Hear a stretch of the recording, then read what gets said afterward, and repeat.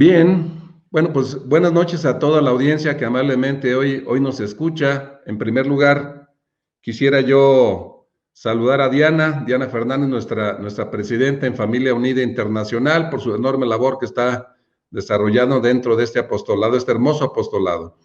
Al padre Patrick, que hoy nos acompaña también como nuestro director espiritual, y a Fanny y Carlos, que son los coordinadores de Familia Unida aquí en León, y que hoy vamos a presentar esta charla que se llama ¿Cuál emoción es el eje de mi relación conyugal? Bien, todos tenemos alguna noción, porque en nuestro lenguaje cotidiano podemos hablar específicamente de la palabra emoción.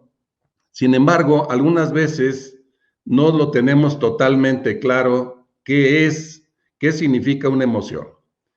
Y entonces me voy a pegar, en primer lugar, a esta definición, que es una emoción, es una reacción psicofisiológica que representa modos de adaptación del individuo cuando percibe un objeto, persona, lugar, suceso o recuerdo. Bien, pues en esta definición me parece que hay que resaltar dos cosas muy importantes para tener en cuenta. En primer lugar, la palabra reacción y en segundo, la palabra percibir. La palabra reacción, por supuesto que nos habla de que la emoción es una respuesta emocional, por supuesto, a una percepción que tenemos en nuestra vida. ¿Y qué significa eso? Bueno, pues significa que la percepción, desde el punto de vista de la psique humana, es la manera como interpretamos el mundo, la manera como vemos el mundo. Muchas veces se comenta que en realidad no vemos el mundo como es, sino en realidad como somos.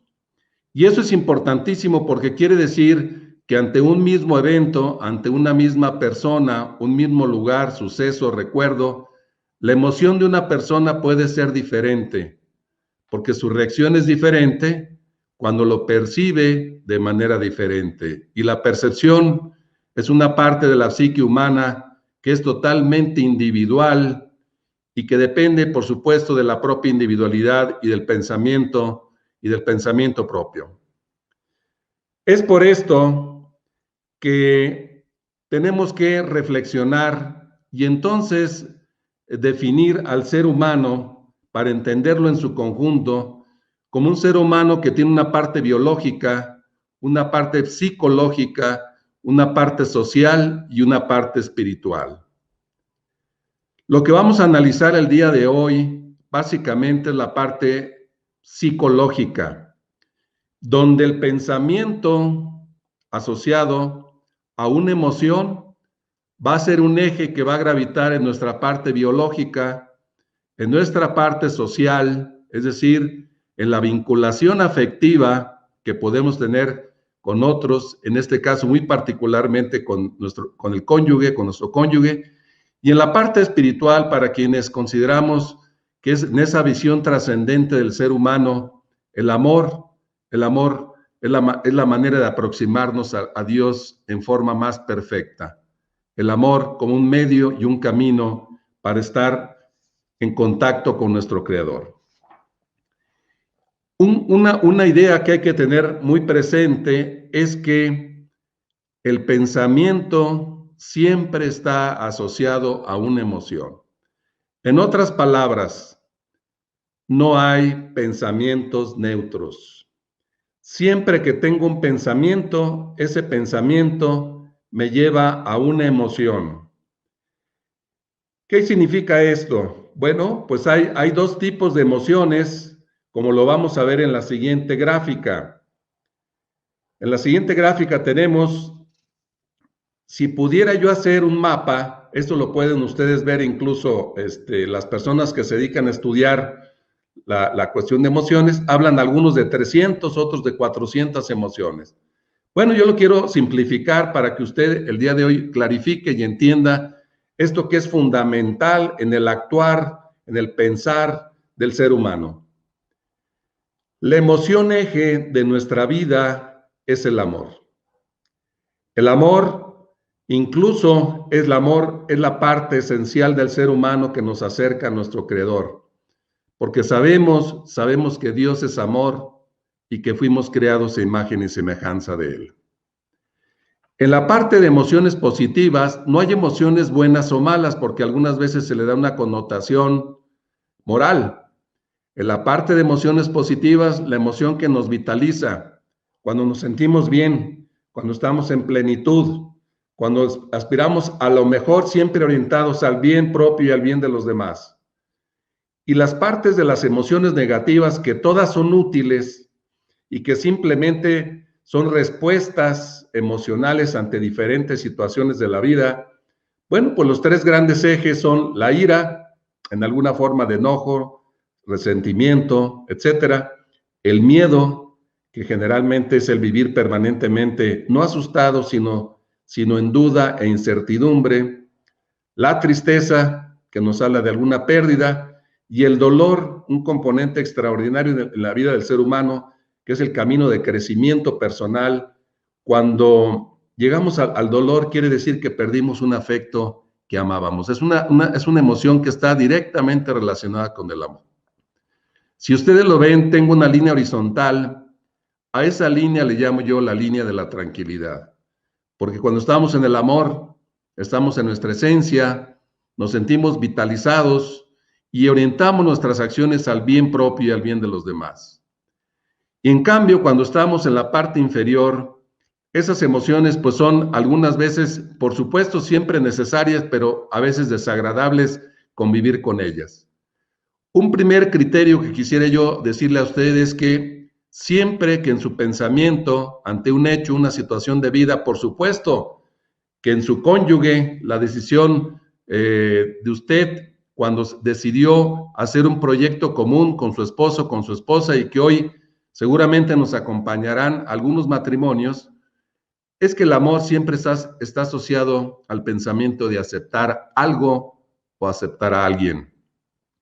Y las emociones de ira, tristeza, miedo, dolor, estarán asociadas siempre al pensamiento de rechazar algo o de rechazar a alguien. Quiere decir que por momentos en nuestra vida, por circunstancias difíciles, por retos propios, porque la vida, como lo decía el padre Adolfo, no es fácil, tiene situaciones positivas, algunas en apariencia negativas, otras que podemos calificar de irrelevantes, pero particularmente donde el ser humano se debe de tomar del amor es ante los retos y las situaciones difíciles que la vida misma nos presenta. Por eso, cuando nos salimos del amor, en realidad nos salimos de nuestra esencia. Y nuestra esencia nos lo dice el texto bíblico en el primer evangelio de Juan, la primera cuarta, en el capítulo 4. Dios es amor y fuimos creados a imagen y semejanza de Él. Por eso el ser humano, ante las situaciones propias de la vida, cuando no está en el amor, siente esa intranquilidad, siente ese enojo, esa tristeza, dolor o quizás miedo ante la circunstancia que vive. Por supuesto que son situaciones normales en vida. El reto del ser humano es adaptarse para regresar al amor. ¿Qué es lo que pasa en ese caminar del ser humano y que hoy quiero platicarles? Bueno, pues el ser humano tiene 5 características importantes en el desarrollo de la personalidad. Y de manera como se han desarrollado estas, quiere decir que va a tener un peso específico y una reacción en su relación de pensamiento-emoción, pero más allá, en la forma de actuar, que nos llevará a diferentes estadios y a diferentes maneras de podernos relacionar y convivir con nuestros seres queridos, con nuestros semejantes y en particular dentro de la institución del matrimonio. Quisiera yo mencionar las 5 características que son: en la infancia, cualquier niño es valioso, vulnerable, imperfecto, dependiente e inmaduro. si pudiéramos definir hacia la persona humana en su primer estadio de vida. Lo importante es cómo se resuelven cada una de estas cinco partes, donde el adulto va a tener un reto, por supuesto, asociado a la educación, a la formación, en valores dentro de la familia, en sus circunstancias cercanas, como es el colegio, en la instrucción académica y en todas aquellas experiencias que vamos haciendo el día a día. ¿Qué pasa? ¿Por qué algunas veces eso que deberíamos de conservar en la infancia, de ser valioso, no se resuelve como adulto? Fíjese que el concepto de valioso, de hecho, está asociado al concepto de dignidad. La dignidad, en definición etimológica, es del latín dignus, que significa valioso. Significa valioso. Y entonces, cuando somos adultos, algunas veces nuestro autoconcepto de esa valía se deforma y podemos tener, lo deseable es que de adulto tengamos un nivel adecuado de autoestima, es decir, una buena opinión de nosotros mismos, un buen valor de la forma como estimamos a nosotros mismos, pero no que no nos estimemos por encima de los demás, pero tampoco por debajo de los demás. En el segundo concepto, que es parte de la educación y de la formación del ser humano, es que somos vulnerables, de pequeños somos vulnerables. ¿Eso qué significa? Bueno, pues que estamos sujetos a alguna forma particular de las tres heridas emocionales que van a tener consecuencia en nuestra vida, que son alguna forma de abandono, alguna forma de rechazo o alguna forma de abuso. Cuando somos adultos y fuimos aceptados, no fuimos abandonados. Lo que construimos es que sabemos construir límites en los cuales el respeto es la línea entre el yo y el tú. Y por supuesto que ese respeto se amplifica en el matrimonio cuando podemos hablar de un nosotros. En el tercer estadio de imperfecto, los seres humanos somos imperfectos, pero por supuesto tendemos a la perfección, la misma perfección que nos da nuestro origen divino. En esa imperfección surge el pensamiento del infante, que generalmente es ilógico, egocéntrico y mágico. El niño tiene que entender que las imperfecciones son parte de la vida misma y algunas de ellas serán parte de nuestra responsabilidad. Cuando esto no se resuelve de manera satisfactoria, el adulto le lastima muchísimo, cree que el ser perfecto es una aspiración a la que se tiene que llegar y no, lo que se tiene que hacer es la adaptación a las circunstancias perfectas, saliendo del pensamiento egocéntrico, donde algunas veces pensamos que el error está en nosotros y eso significa una minusvalía que algunas veces se percibe como una forma de vergüenza recurrente ante la vida.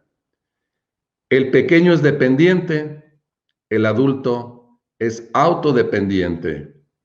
Eso es, y los padres tenemos aquí una labor maravillosa porque aún en las pequeñas cosas, cuando el pequeño lo alimenta mamá, habrá algún punto en que el pequeño, aunque mamá le prepara su alimento, el pequeño pueda sostener, por ejemplo, su biberón. Ese es el camino de la autodependencia, cuando los papás vamos incentivando a nuestros hijos a que poco a poco puedan ser autodependientes y no dependientes. Y en el último estadio, la inmadurez. Por supuesto que de niños somos inmaduros y el adulto lo que se pretende es que sea una persona madura. 4 características que lo definen: que sea una persona respetuosa, por supuesto que se relaciona con no haber sido vulnerado, una persona responsable, autodependiente y que puede construir su vida con un propósito de vida. Y ese propósito está inmerso y asociado, por supuesto, al matrimonio, de lo que es el día de hoy estamos hablando. Bien, pasamos al siguiente recuadro. Voy a tomar un elemento que maneja Eric Berne en el análisis transaccional. Y Eric Berne nos dice que básicamente los seres humanos tenemos 4 tipos de posiciones existenciales. Es yo estoy bien, tú estás bien, yo estoy bien, tú estás mal, yo estoy mal, tú estás bien, o yo estoy mal y tú estás mal. Yo voy a tomar este ejemplo, aunque Eric Berne lo relaciona en el análisis transaccional, le repito, voy a tomarlo simplemente como un ejemplo para que veamos y podamos tener un poquito más de claridad cuál es mi posición ante la vida conyugal. Una vez que decidí vivir en el amor y elegí a una persona con la cual compartir, querer una familia, orientarme al bien, a la procreación y a la educación de los hijos, ¿cuál es esa vocación que existencialmente en el día a día nos manifestamos uno, el cónyuge, al otro cónyuge? Bien, voy a empezar por la esquina superior derecha. ¿Qué pasa cuando en la vida diaria yo pienso que siempre yo estoy bien y mi cónyuge está mal?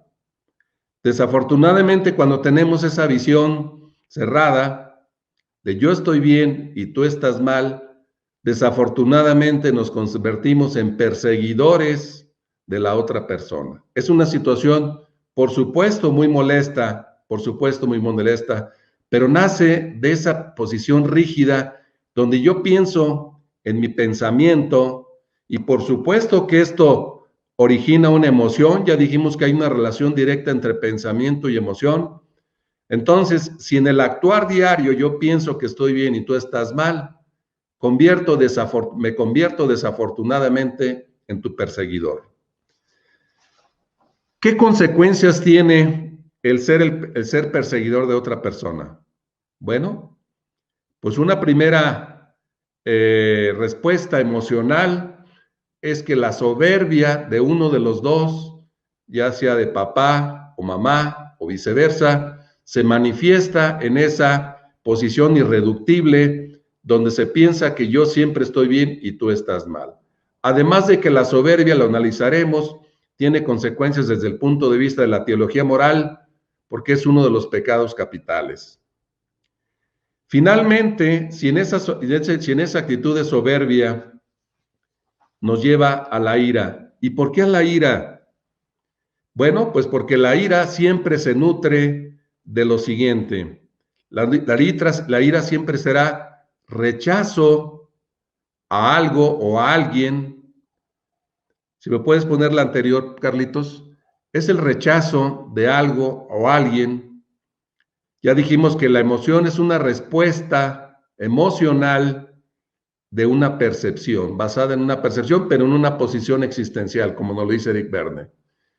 Y la ira implica un rechazo, implica una comparación mental donde yo pienso que estoy bien y tú estás mal, pero fundamentalmente, como en realidad nadie puede cambiar a nadie, me siento frustrado e impotente de cambiarte, porque yo sigo pensando que estoy bien y que tú tienes que adaptarte. En otras palabras, que mi realidad se tiene que adaptar a mi forma de pensar.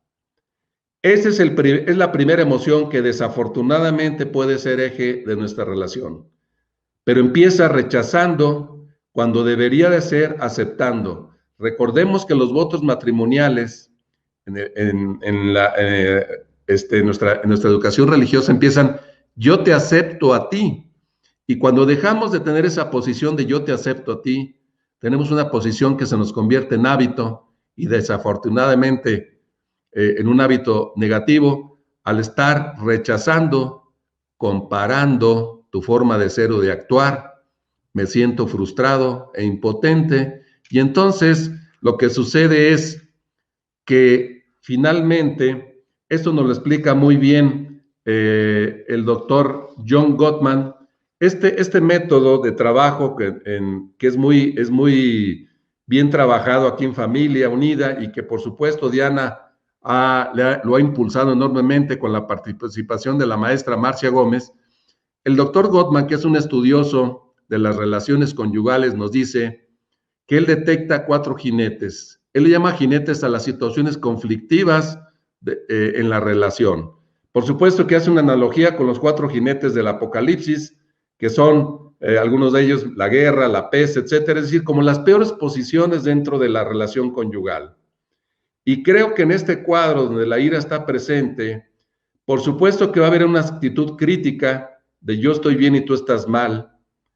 De quien se siente perseguido va a estar en una actitud defensiva porque se siente que está permanentemente perseguido en esa opción de crítica y corrección.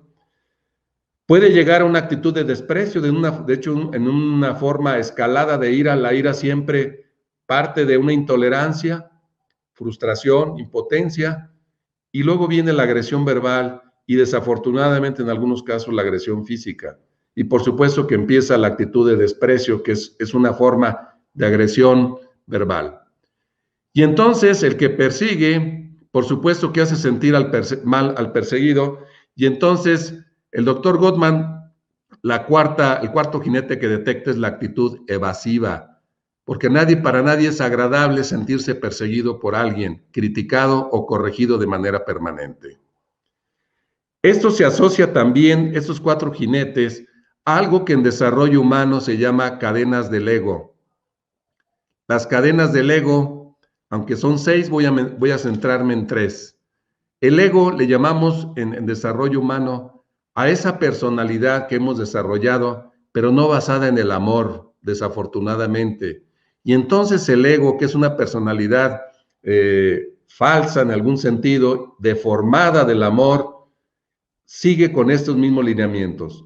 Ya no solamente te critico, sino que intento corregirte. Tengo, por supuesto, te comparo permanentemente y te culpo de algo. El que está persiguiendo culpa a la otra persona y quien se siente perseguido se siente victimizado.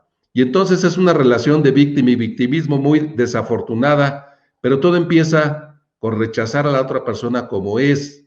Por supuesto que hay cosas que se nutren del diálogo conyugal. Le podemos decir, el esposo es espejo para la esposa y viceversa. Oye, yo veo esto, creo que lo importante es esto. Nos decía, creo que lo importante, nos decía el maestro Jorge Bucay, cuando el ser humano en la relación conyugal se enfoca en buscar quién tiene la razón, desafortunadamente la verdad pasa a segundo término. Y cuando nos enfocamos como cónyuges en encontrar la verdad, aunque sea caprichosa, quién tiene la razón, pasa a segundo término y dejamos de criticarnos, de corregirnos, de compararnos y por supuesto de ofendernos o incluso de culparnos. Si esto se consolida en la forma de relación, entonces pasamos a algo que se conoce como el triángulo del sufrimiento. En el triángulo del sufrimiento siempre hay una comparación, comparo lo que es con lo que a mí me gustaría que fuera, pero si yo pienso que yo estoy bien, el otro está mal, rechazo su forma de hacer, de ser, de actuar, de sentir y de pensar, y entonces lo culpo de que nuestra relación no funciona porque él no cambia de acuerdo a como yo creo que debe de ser. Una cosa que les comento que desafortunadamente lo veo yo en consultoría matrimonial es que a veces este triángulo, yo se los explico, empieza si hay un punto de entrada, pero si ustedes observan, no hay un punto de salida. Es como un laberinto sin salida. Y las parejas a veces me preguntan, bueno, y si estamos en el triángulo del sufrimiento, porque así lo hemos detectado, ¿qué hacemos? Yo le digo, deje de rechazar, deje de culpar y comparar pensando que usted siempre tiene la razón sobre su cónyuge. Y lo que hace eje en ese triángulo, por supuesto, que es el enojo o alguna forma de enojo o resentimiento en la relación. Algo muy desafortunado porque definitivamente pues nos salimos de nuestra esencia, nos salimos del amor. El segundo cuadro que vamos a platicar es yo estoy mal y tú estás mal. Esta posición de yo estoy mal o tú estás mal, por supuesto que algunas veces no son necesariamente conscientes, son inconscientes. Es decir, cuando hay un desánimo, cuando hay una falta de esperanza, entonces priva la desconfianza. Hay dos formas de que surja la desconfianza en la relación. Cuando surge en la relación propiamente dicha, es cuando hay incongruencia entre lo que yo pienso, lo que yo te digo y lo que yo hago. Por ejemplo, una forma de incongruencia muy impactante es la infidelidad. ¿Por qué? Porque no está en armonía con lo que yo pienso, lo que yo te digo que siento y lo que yo procuro hacer, que sería amarte. También hay una forma de llegar a la relación conyugal donde perdimos la confianza y es la confianza en nosotros mismos. Esto se puede dar, no me puedo extender, cuando hemos tenido una herida emocional no resuelta, ya las mencioné, alguna forma traumática de haber sido rechazado, abandonado o abusado. Esto al interior de la familia, en la escuela o con nuestra familia cercana. Y si la desconfianza priva en ese estadio, que es el cuadro inferior derecho, bueno, pues lo que sucede es que hay una desvinculación afectiva en la pareja. ¿Y qué significa eso? Los seres humanos, de acuerdo a la teoría del apego, que nos la explica maravillosamente John Bowlby, nos dice que somos seres humanos que vamos creando vínculos afectivos. Pero se necesitan 3 elementos para un vínculo afectivo: confianza mutua, comunicación y tiempo compartido. Yo diría que son los ejes de la relación conyugal. En esa desconfianza, que pasa a ser desvinculación afectiva, algunas veces vemos jóvenes, desafortunadamente a mí me toca participar en algo que se llama un apostolado de escuela de novios. Los chicos ya no se quieren casar. ¿Por qué no se quieren casar? Yo digo que es porque hay una desvinculación afectiva. Porque aunque todavía no establecen una relación trascendente, ellos no se tienen confianza. Seguramente son chicos que vienen con alguna situación problemática de herida emocional no resuelta.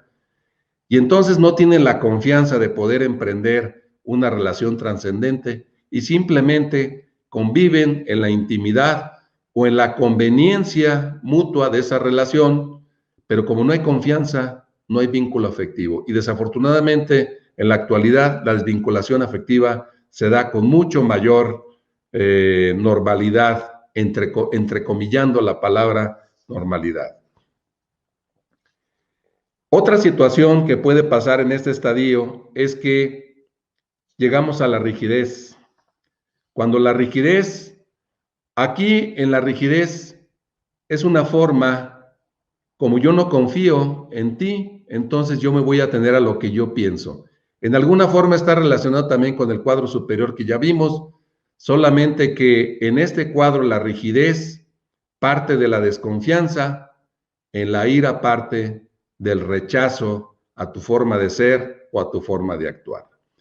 Este tema es tan importante que el Papa Francisco hizo una alocución, una declaración en Radio Vaticano, y que dice así el Papa Francisco: tras la rigidez, es decir, lo inamovible, el no confiar en el otro, el sostenerme en una posición a ultranza, el pensar que yo soy perfecto y la otra persona es imperfecta, dice, tras la rigidez hay algo más escondido en la vida de una persona. La rigidez no es un don de Dios. Tras la rigidez hay algo siempre escondido, a veces incluso una doble vida, incluso algo de enfermedad. Fíjese la palabra que nos dice. Yo resalto aquí, porque a veces pensamos que la rigidez es una forma de fortaleza. No. ¿Por qué? Porque la fortaleza se finca psicológicamente en 2 aspectos. Se finca la fortaleza en ser tolerante a la frustración y ser perseverante. De hecho, la fortaleza desde el punto de vista de nuestras convicciones es un don del Espíritu Santo. Por eso la rigidez está más asociada, déjeme decirle una palabra fuerte, a la terquedad, a no darnos cuenta y no abrirnos al otro y desconfiar del otro, rechazando su forma de ser, de actuar, de sentir o de pensar. Si llegamos a ese punto, entonces la emoción que hace eje, desafortunadamente, es el miedo. El miedo donde habrá duda e indecisión permanente en la relación conyugal y habrá, por supuesto, desconfianza en esa misma relación. No es casualidad que, haciendo referencia nuevamente a los 4 jinetes descritos por el doctor John Gottman, el cuarto haga relación al miedo. ¿Por qué? Porque el miedo tiene en desarrollo humano algo que se conoce como la U del miedo. Con el miedo las personas atacamos, nos paralizamos o huimos de situaciones desagradables. Y es esto lo que identifica el doctor John Gottman en su método precisamente de consultoría y terapia tanatológica. Quisiera yo mostrarles también, hay un doctor al que yo admiro también, que es el doctor Thomas Covey. Él es un médico psiquiatra de la Universidad de Harvard y él es un especialista en esta posición del miedo. Ojo, cuando yo digo miedo me relaciono a desconfianza, no estoy hablando de susto, estoy hablando simple y sencillamente de desconfianza. Él dice que hay 4 mecanismos que se manifiestan en la persona y estos concurren, por supuesto, no solo de manera individual, sino de manera general en el matrimonio. Y que son el control excesivo cuando hago esto con mi cónyuge, porque la persona que controla no confía y tiene que imponer su control en tiempo y forma, le indica a la otra persona lo que tiene que hacer en tiempo y forma, porque no confía en lo que la otra persona va a decidir. Y desafortunadamente a veces se hace un círculo de control y complacencia. ¿Hay que complacer al cónyuge? Por supuesto. Sin límites, el límite es nuestro respeto. El límite es el amor hacia nosotros mismos. Y entonces el que complace, lo complace porque tiene miedo que me dejes, tengo miedo que te vayas, por ejemplo. La hostilidad, que ya lo hablé, la rigidez, que identifica también aquí el doctor Thomas Covey, es decir, es una forma de desconfianza en donde yo siempre te digo lo opuesto a lo que tú me dices. Por eso se asocia también incluso con el primer estadio, en donde vimos de yo estoy bien, tú estás mal. Porque del segundo yo desconfío de ti y no, como no confío, no puedo tomar y enriquecerme de tu forma de pensar, de sentir y de actuar. Y coincide con el doctor Gottman, donde el aislarse, que es una forma de huir del presente, un presente que nos incomoda, particularmente cuando somos agredidos o perseguidos o estamos enojados y se nos culpa. Por supuesto que el doctor Thomas Covey resalta estos 4 mecanismos que desafortunadamente pues están presentes algunas veces en la relación conyugal. Voy al siguiente cuadro. En el siguiente cuadro hay algo que llamo yo la teoría de lo justo. Cuando trabajo en consultoría matrimonial, muchas veces las personas platican conmigo y me dicen, es que no es justo, es que no es justo y es que no es justo. En esa posición es cuando yo estoy mal y tú estás bien. Es decir, en esa posición se lleva como una especie de bitácora contable donde un cónyuge le va contando al otro cada una de las cosas que él ha hecho o la que les falta de hacer. Pongo un ejemplo. Algunas veces me dice, es que no es justo que tú estamos limitados de dinero y tú te compraste una camisa de 1,000 pesos y yo nada más una blusa de 700. Entonces me debes 300 pesos. No es justo que hoy me levanté a dar 3 veces la leche al bebé y tú nada más 2. Me debes una levantada. Cuando vemos esa situación de la teoría de lo justo, la emoción que está presente desafortunadamente es la emoción de la envidia. En la envidia, yo quiero ser lo que tú eres o yo quiero tener lo que tú tienes.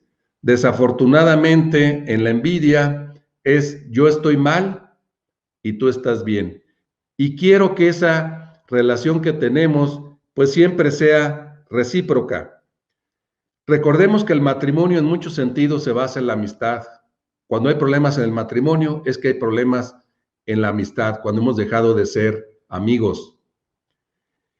Y hoy un elemento importantísimo en la amistad, que es la reciprocidad, pero una reciprocidad con generosidad.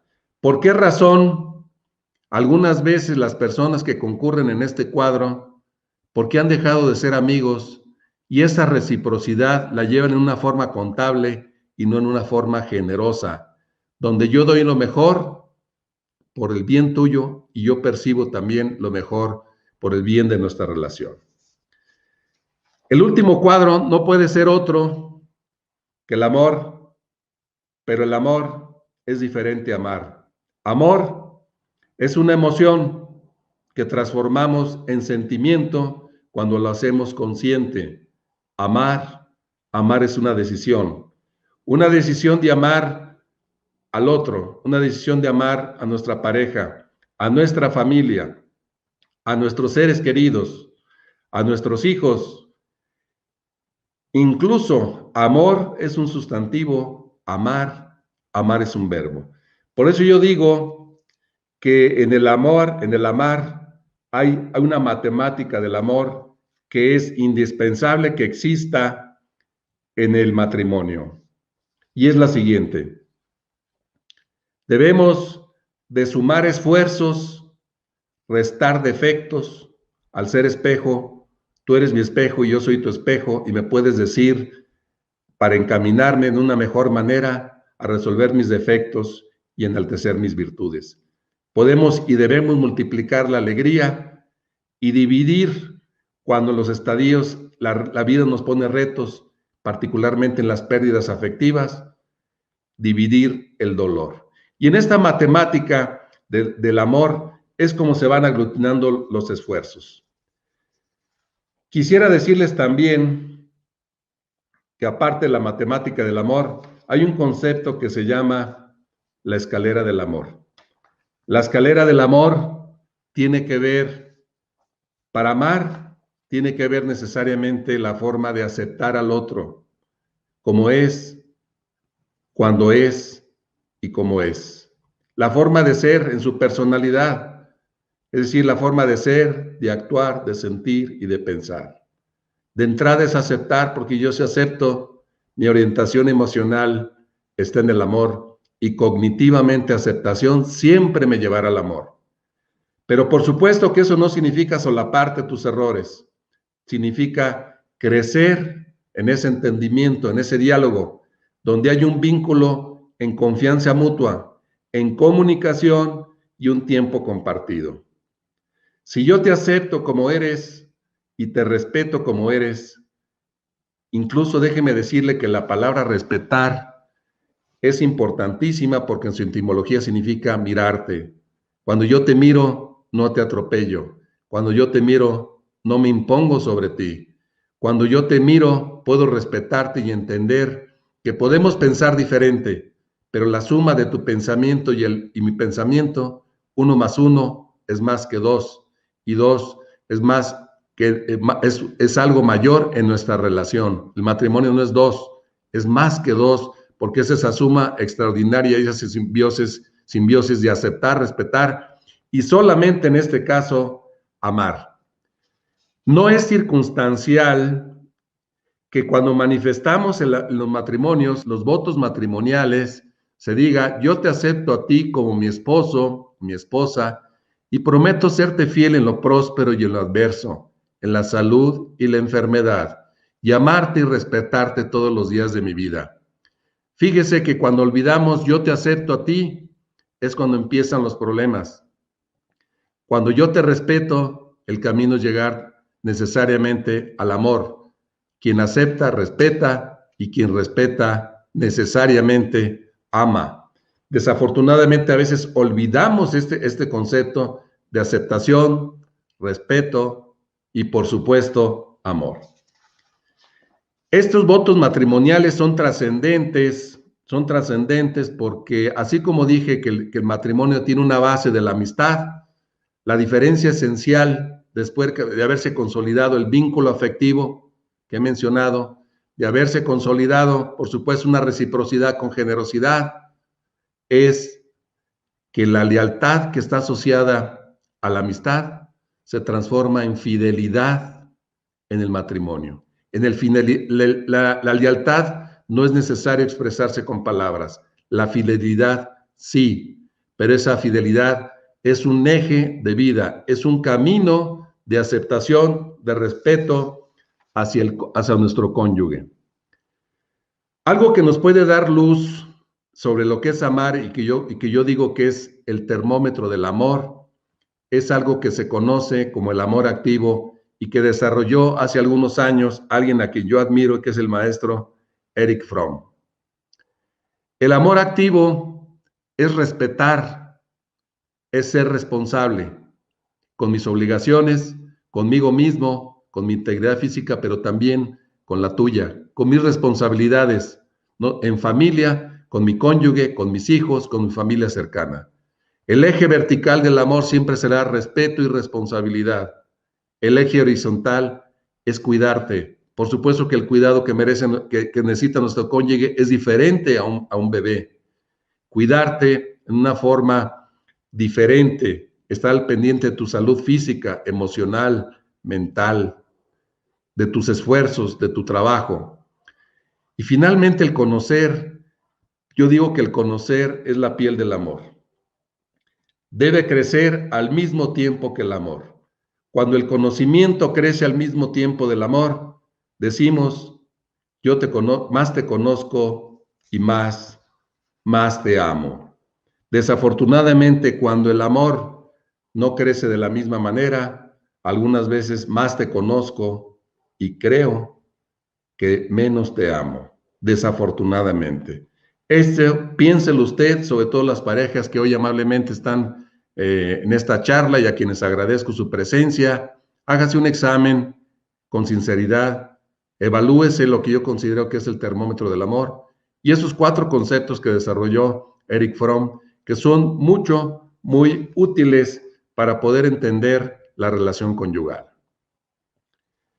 Yo quisiera decirle una forma de expresar nuestra relación conyugal siempre se estará sustentada en la confianza, porque si no hay confianza, el vínculo afectivo no se nutre y entonces se pasa a un vínculo dependiente.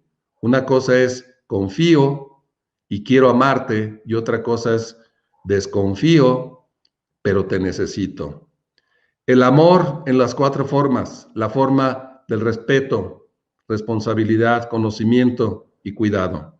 Y cuando esto fluye, la intimidad, que es la expresión física del amor, recordemos que en el Catecismo de la Iglesia Católica se nos dice que el matrimonio como sacramento está orientado al bien de los cónyuges, a la procreación y a la educación de los hijos. Y en esta manifestación del amor íntimo, el amor físico, la expresión del amor, siempre enmarcada en la fidelidad, porque en la fidelidad tiene que haber congruencia entre lo que yo te pienso, siento, te digo, pero particularmente en esos actos de amor de día a día. Si nuestra relación es con amor, en confianza y en una sexualidad responsable, donde tenemos una paternidad responsable y una maternidad responsable, entonces nuestra vocación de cónyuges trasciende porque hemos tenido un propósito de vida enmarcado en el amor y para el amor. Quiero finalmente externar esta cita que en particular en Efesios 1:4 quiero hacérsela hincapié el día de hoy a usted, sí a usted que hoy me escucha. Y la leo textual. En Cristo Dios nos eligió antes de que creara el mundo, para estar en su presencia santos y sin mancha en su amor. Déjeme decirle lo siguiente, fíjese lo extraordinario de esta cita. En Cristo Dios nos eligió antes de que creara el mundo, porque hay una condición que parece obvia para amar. Esa condición es vivir, tener vida. Por eso Dios nos eligió y lo eligió a usted papá, a usted mamá, a usted familia que me está escuchando. Dios nos eligió a vivir Antes de que creara el mundo, estaba usted en el proyecto y en el propósito de Dios en este mundo.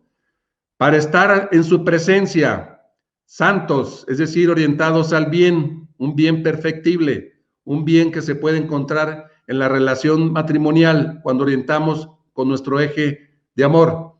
Y sin mancha en su amor, porque quiere decir que tenemos una posición de congruencia, en donde Dios, que es amor, nos creó a su imagen y semejanza, en donde nosotros decidimos amar, y en esa institución sagrada que es el matrimonio, expresamos el amor, no solamente en nuestra naturaleza, no solamente en nuestro cónyuge, no solamente en la formación de nuestros hijos, sino en la vivencia diaria, donde ese amor estaremos Dios en presencia en nuestra unión familiar, en nuestro matrimonio, y eso nos hará la espiritualidad que necesitamos para juntos estar en el plan de Dios.